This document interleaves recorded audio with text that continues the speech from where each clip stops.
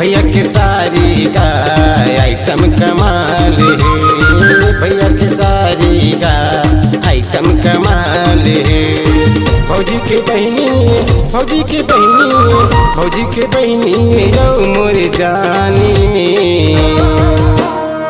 16 बछर के गा समधिन जवान है, 16 बछर के गा समधिन जवान है। दीदी के देवर का छोकरा नादान है, दीदी के देवर का छोकरा नादान है। अपन जवानी के, अपन जवानी के, अपन जवानी के लगुमान है। थोड़ा अनाड़ी का थोड़ा बेईमान है, थोड़ा अनाड़ी का थोड़ा बेईमान है।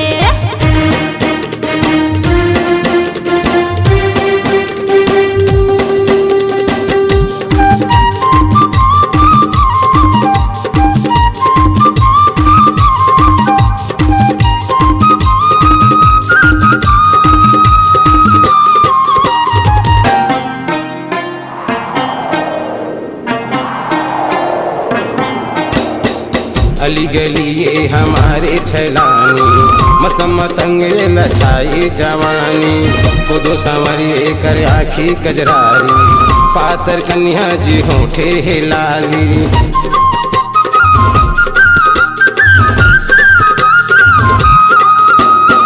अली गली ये हमारे छलानी, मस्त मतंग लछाई जवानी।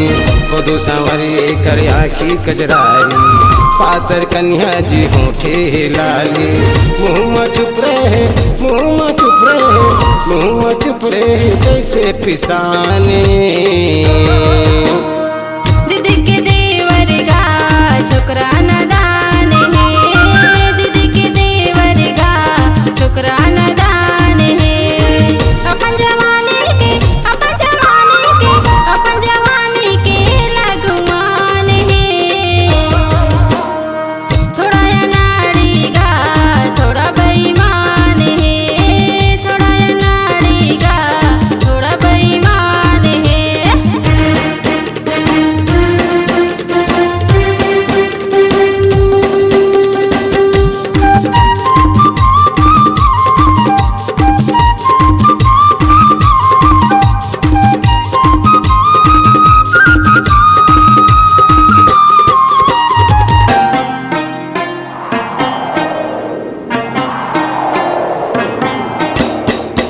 सवर के जब मैं निकलता मनी माया के जादू चलाए।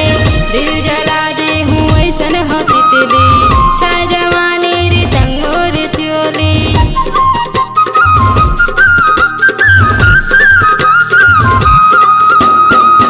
सवर के जब मैं निकलता मनी माया के जादू चलाए। दिल जला दे हूँ ऐसन हो तितली, छाय जवानी रे तंगोर चोली। मोला फसाए बर, मोला फसाए बर, मोला फसाए बर के माया जाल रे। भैया के सारी का आइटम कमाल है, भैया के सारी का आइटम कमाल है। फौजी के बहनी, फौजी के बहनी, फौजी के बहनी यो मोर जानी।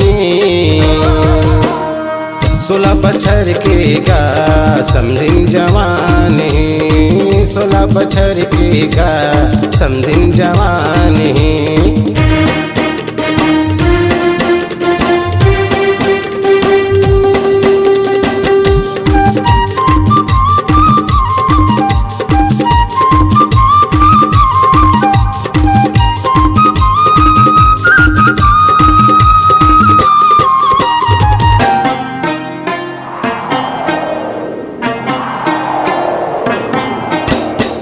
मोहनी मैया चला के रहूं, तोला मैया पटा के रहूं। मैया के चिन्ह देहूं निशानी, तोला मैया बनाऊं घर वाली।